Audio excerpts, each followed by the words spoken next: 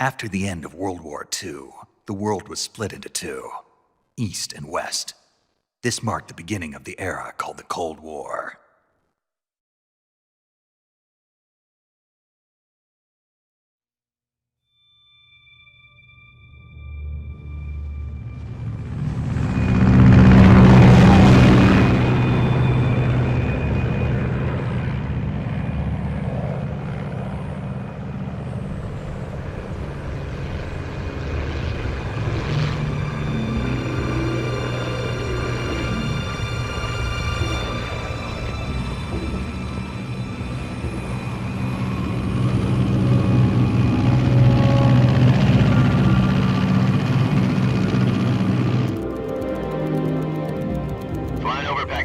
Altitude 30,000 feet.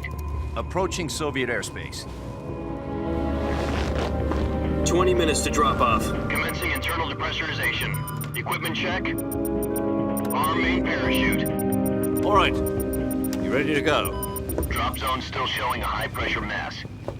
Cav okay. Good. We've got high visibility.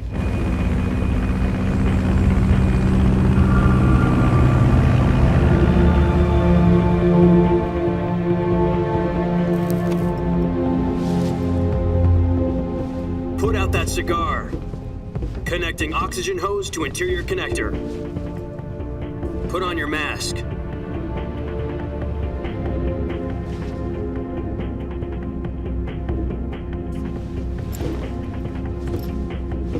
Does this panty waste know what he's doing? Approaching release point. 10 minutes to drop off. Hey, are you deaf? He said put out the cigar and put on your mask.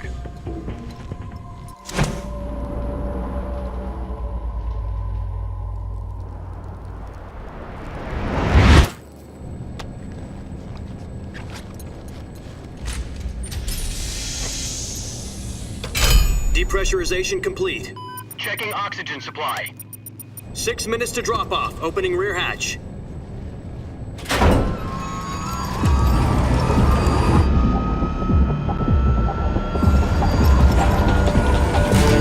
Sunrise.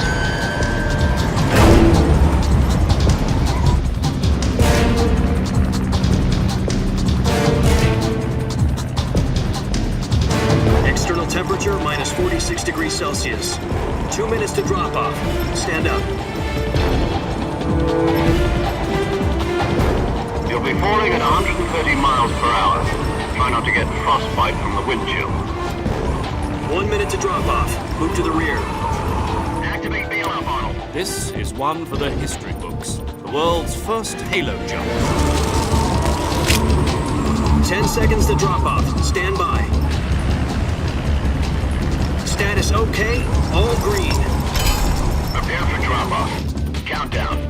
5, 4, 3, 2, 1. Spread your wings And fly. God be with you.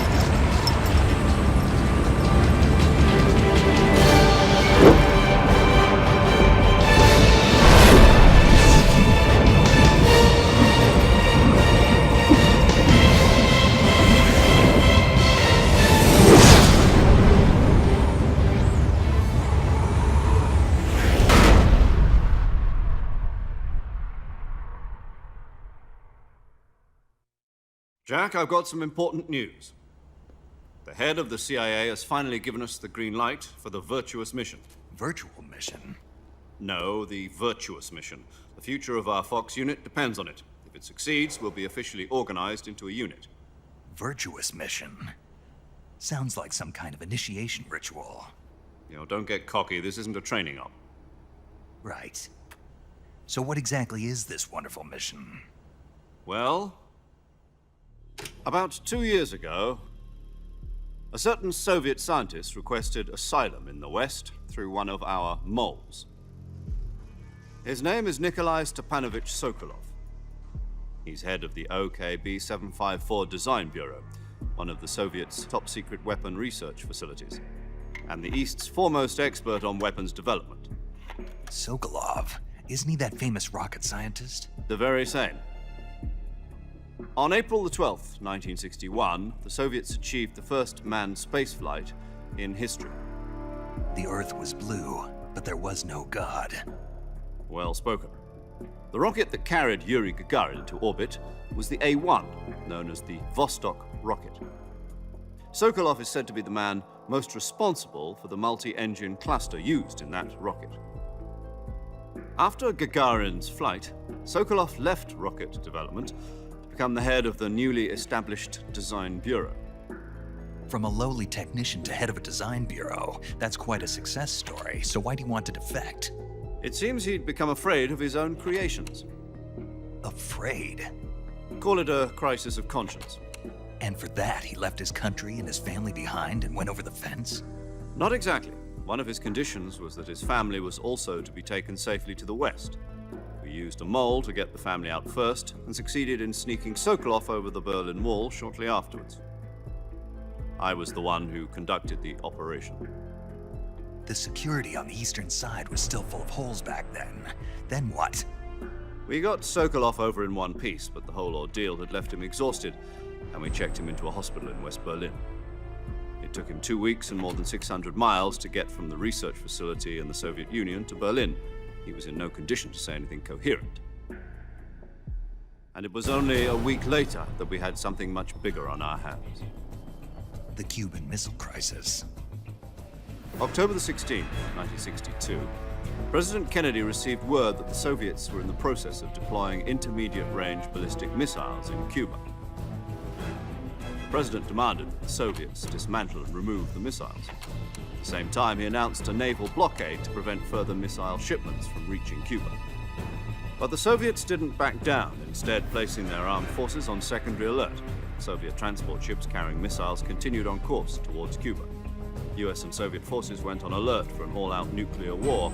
Frantic negotiations were conducted through the UN's Emergency Security Council and unofficial channels to end the hair-trigger standoff. Finally, on October the 28th, the Soviet Union agreed to remove its missiles from Cuba, and so the world avoided a nuclear holocaust. But in order to get the Soviets to pull their missiles out, we had to make a deal. You mean the one where the US agreed to remove its IRBMs from Turkey? No. The Jupiter IRBMs deployed in Turkey were obsolete, and we were going to get rid of them anyway. They had no strategic value whatsoever to either the US or the Russians. The Turkey deal was a ruse, a cover story that was fed to the other intelligence agencies around the world. So what did the Russians really want? Sokolov. They wanted us to return Sokolov. You mean the Soviets pulled out of Cuba just to get their hands on Sokolov? That's right. What the hell was he working on? At the time, we had no idea. We were running out of time. It was either give up Sokolov or risk full-scale nuclear war. In the end, we had no choice. President Kennedy gave in to Khrushchev's demand. The next day, I got Sokolov out of the hospital, handing him over to agents on the eastern side. Sokolov kept on screaming, "Save me," until he disappeared from my sight. Then a month ago, we received some new information from one of our moles. About Sokolov? Yes. He was taken back to the research facility and forced to continue working on the weapon in question under KGB supervision. What's more, it's on the verge of completion. So what kind of weapon is it? Something to do with space rockets? No, missiles. Same technology. I guess you're right. We don't know the details, but it appears to be a new kind of nuclear device. For half a year now, the Soviets have been conducting frequent nuclear tests at Semipalatinsk. Something to do with the weapon, I assume. We're talking about a secret weapon so big that Khrushchev was ready to pull out of Cuba to get it back. Is Sokolov still in the facility? No. According to our intelligence, he's in Selinoyarsk, a place in the mountains about 3 miles to the west that's known as the Virgin Cliffs. The Virgin Cliffs. Nice name for a virtuous mission. They moved him there just recently. Why? Apparently, they're conducting a field test of the weapon, but it's our best chance to get him back. This mission would never have been possible if he was still in the research facility. This is our last chance. Sokolov must have known that too when he contacted us.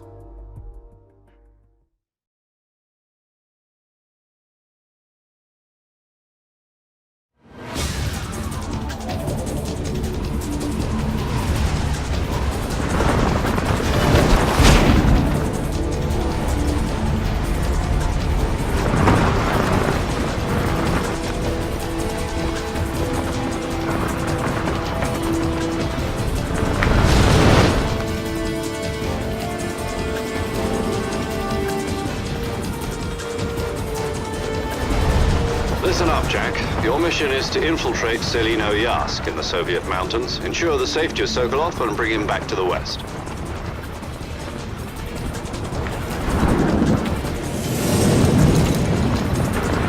If we don't get Sokolov back before that weapon is complete, we'll be facing a major crisis. The clock is ticking.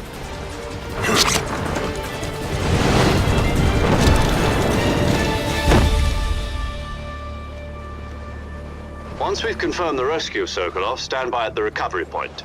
A recovery balloon will be dropped at that point. Helium will be pumped into the balloon to inflate it. The process takes about 20 minutes. Once it's complete, the gunship's arm will latch onto the balloon and pull it up. The Fulton surface-to-air recovery system. I'm familiar with the theory. Take it easy. It's been combat-proven. Do you think Sokolov is up to it?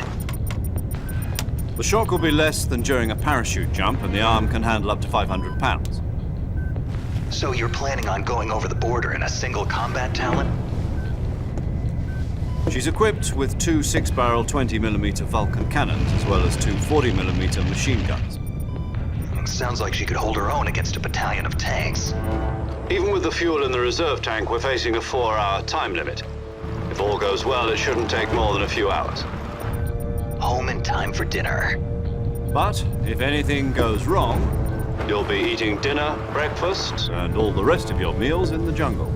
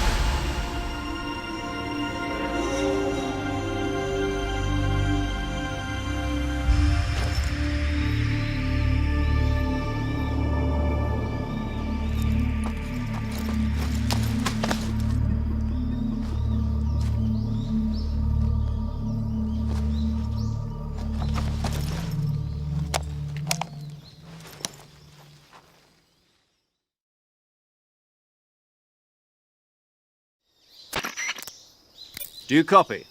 You're already in enemy territory, and somebody might be listening in. From here on out, we'll be using code names to refer to each other.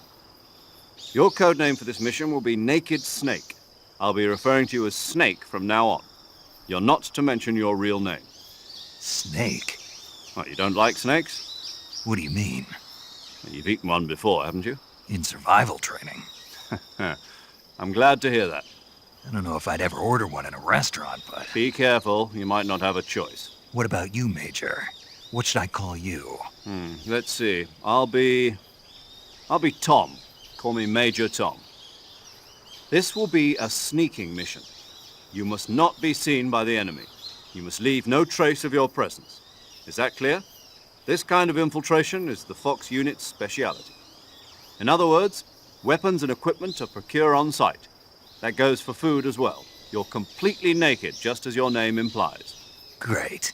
Now I see why you asked me if I like snakes. I suppose calling me Snake was your idea of a joke, too. No, there's a good reason for that. I'll tell you later when the time is right. Gotcha. Getting back to the subject, how exactly am I supposed to feed myself? You've been issued a knife and a tranquilizer gun. Use them to hunt for food. You'll also find some medical supplies in your backpack. Yeah, about the backpack. I lost it in a tree on the way down. I see. Well, you'd better go back and get it then. You know where it is? No problem. I can see it from here. It's stuck on a branch. To climb a tree, stand in front of a tree that's covered in ivy and press the action button. I'll be monitoring your progress over the radio. We can't risk violating Soviet airspace, but I'll be in the gunship.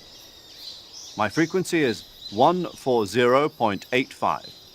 I'll give you a call if I need to talk to you. If you need to talk to me, use the send function. Okay, Snake, go get your backpack.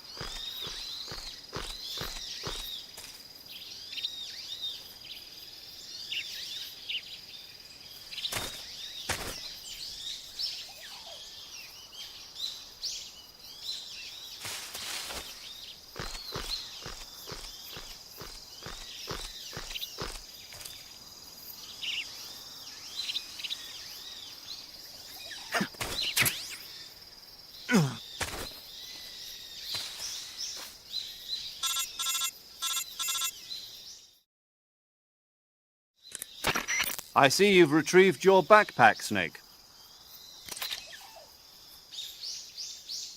To equip a weapon, it's necessary to take it out of your backpack. In the survival viewer, choose Weapon from the backpack. Your available weapons will be displayed in a window in the upper left. From that list, choose the weapon you want to equip and press the Enter button. For other equipped items, just do the same thing from Item. Got it.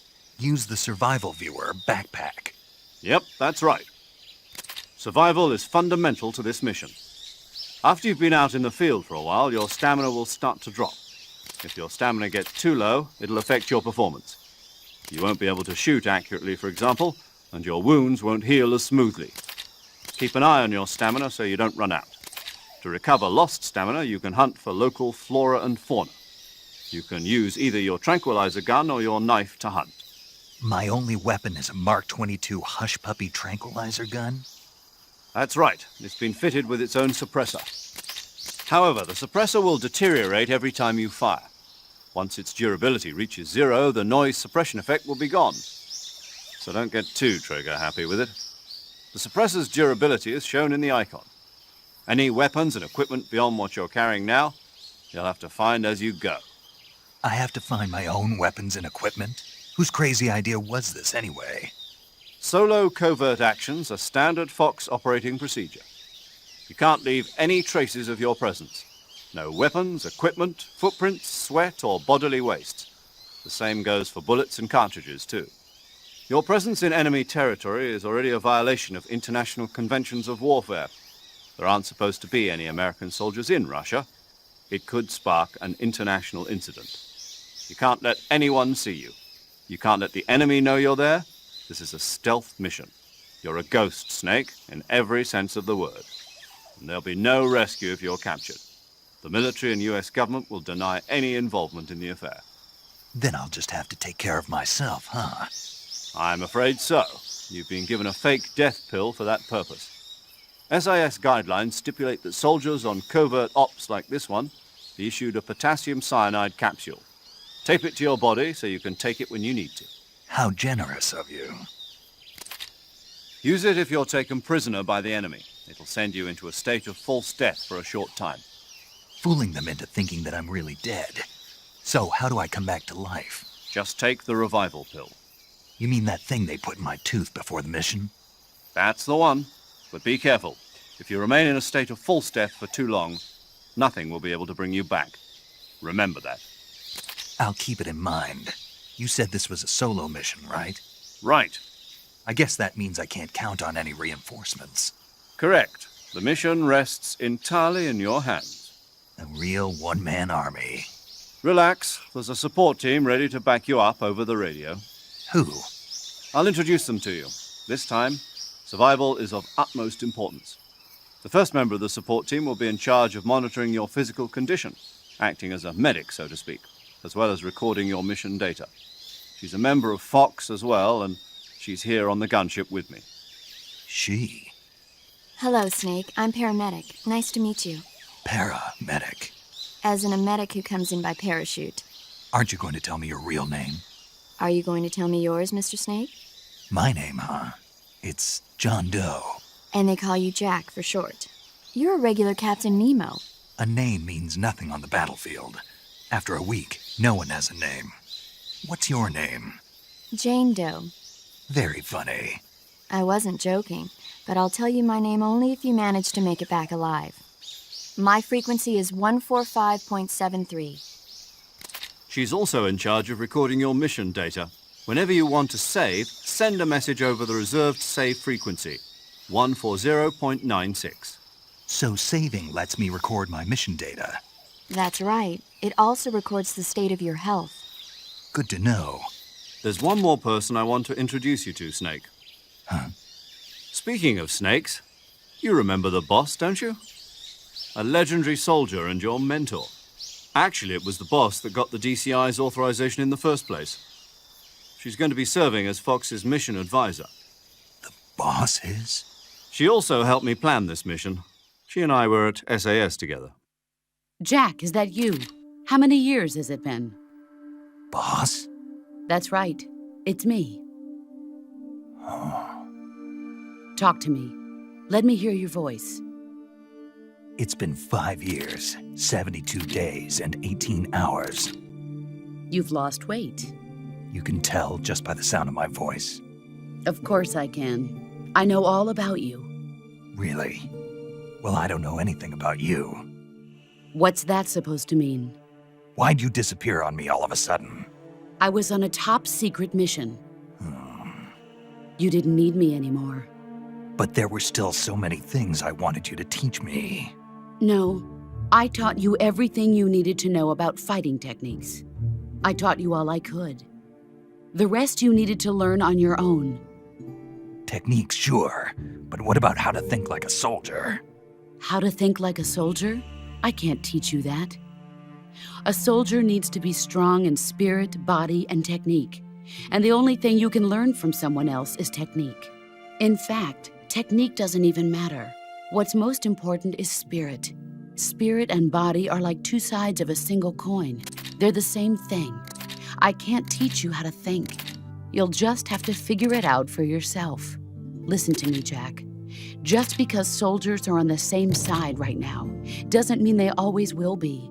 Having personal feelings about your comrades is one of the worst sins you can commit. Politics determine who you face on the battlefield. And politics are a living thing. They change along with the times. Yesterday's good might be tomorrow's evil. Is that why you abandoned me? No, it had nothing to do with you. I already told you, Jack. I was on a top-secret mission. A soldier has to follow whatever orders he's given. It's not his place to question why. But you're looking for a reason to fight. You are a natural-born fighter, but you're not quite a soldier. A soldier is a political tool, nothing more. That's doubly true if he's a career soldier. Right and wrong have no place in his mission. He has no enemies and no friends. Only the mission. You follow the orders you're given. That's what being a soldier is. I do whatever I have to get the job done. I don't think about politics. That's not the same thing. Sooner or later, your conscience is going to bother you. In the end, you have to choose whether you're going to live as a soldier or just another man with a gun. There's a saying in the Orient, loyalty to the end. Do you know what it means? Being patriotic. It means devoting yourself to your country. I follow the president and the top brass. I'm ready to die for them if necessary. The president and the top brass won't be there forever. Once their terms are up, others will take their place. I follow the will of the leader, no matter who's in charge. People aren't the ones who dictate the missions. Then who does? The times. People's values change over time, and so do the leaders of a country. So there's no such thing as an enemy in absolute terms. The enemies we fight are only enemies in relative terms, constantly changing with the times. As long as we have loyalty to the end, there's no point in believing in anything, even in those we love. And that's the way a soldier's supposed to think? The only thing we can believe in with absolute certainty is the mission, Jack. All right, but do me a favor. What is it? Call me Snake. Snake. Oh, right. Your code name is Snake. It suits you well. That's right. The legendary unit that the boss put together during World War II was a snake. The Cobra unit, a group of heroes that brought the war to an end and saved the world. As long as you've got a legendary hero backing you up, you'll be fine. Isn't that right, Snake? Yeah, I can't think of anyone else I'd rather have with me. Oh, and one more thing, boss. Yes? It's good to hear your voice again. Same here. After all, who knows if either of us will make it out alive? Snake, you are always best at urban warfare and infiltrating buildings. But this is the jungle. Survival is going to be key. Those CQC techniques I taught you are sure to come in handy. CQC? Close quarters combat, huh? I've been in the Green Berets for the past few years. I'm probably pretty rusty. Not to worry. I'll be here to help you remember. After all, this is your first actual survival mission. I'll be supporting you over the radio. Where are you, boss? Next to the major? The boss is communicating with us by radio from aboard a Permit-class submarine in the Arctic Ocean. My frequency is 141.80. Call me if you need my advice on battle techniques. Gotcha. Your mission is to retrieve Dr. Sokolov. Dr. Sokolov is being held in an abandoned factory located to the north of your current position. Avoid heavy combat and don't let anyone see you. Don't forget that this is a stealth mission.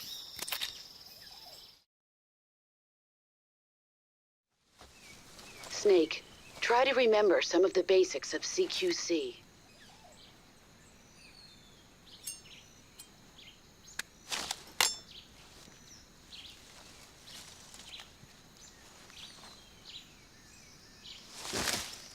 Commencing virtuous mission now.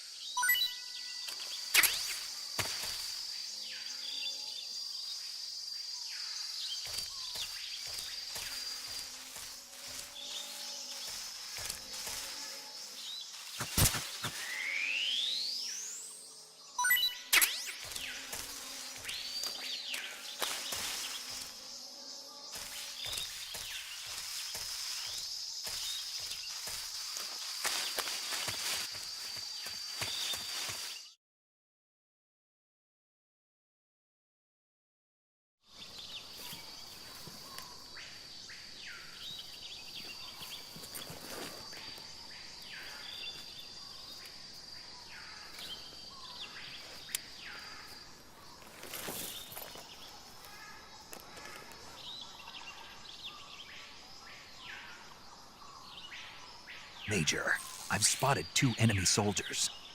They're probably KGB troops sent to guard Sokolov. AK-47s and grenades.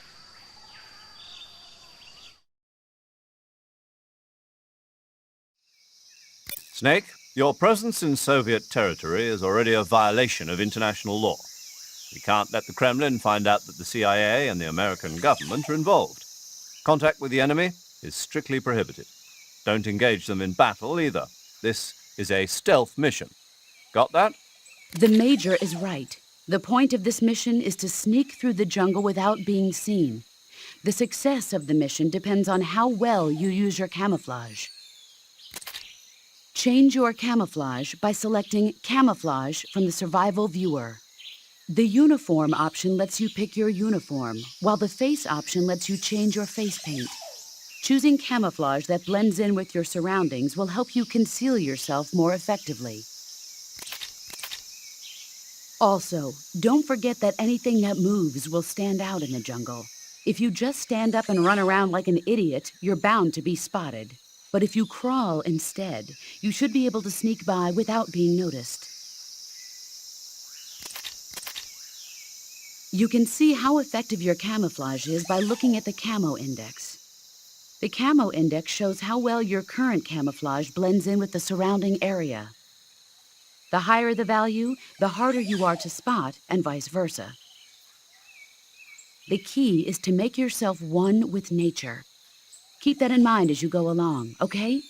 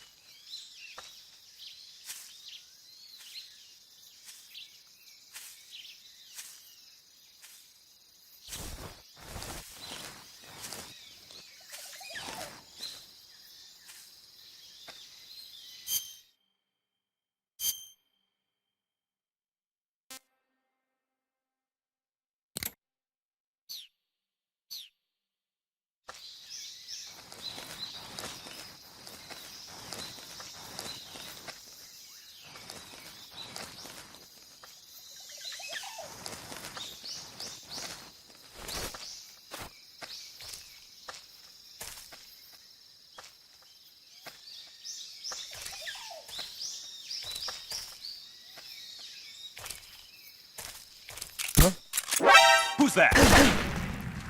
Radio, you need backup.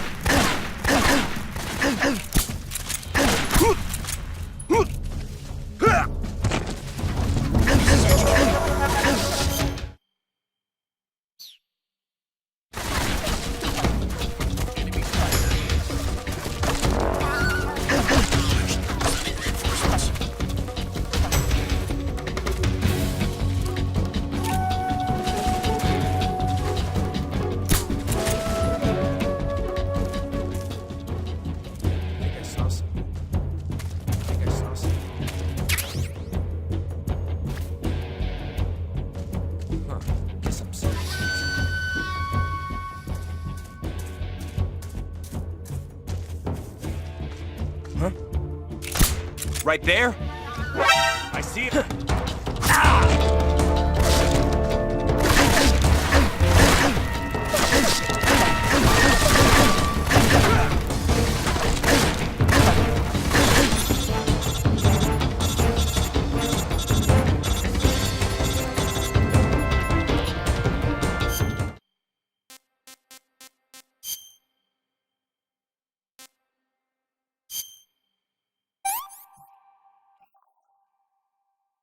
Tasty.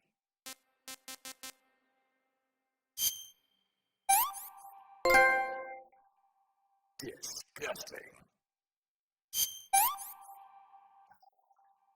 I want some more.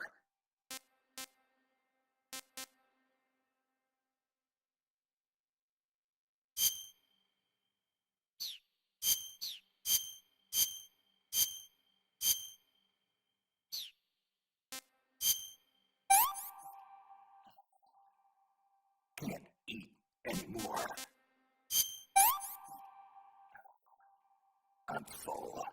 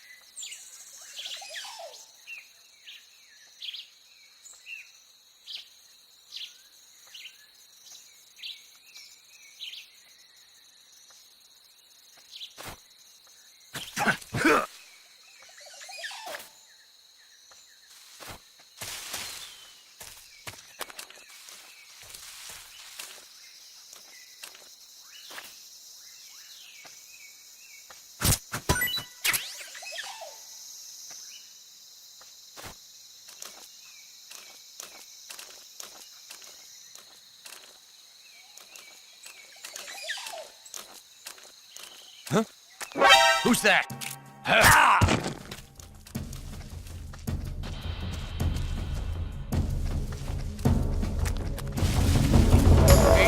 please respond. This is HQ.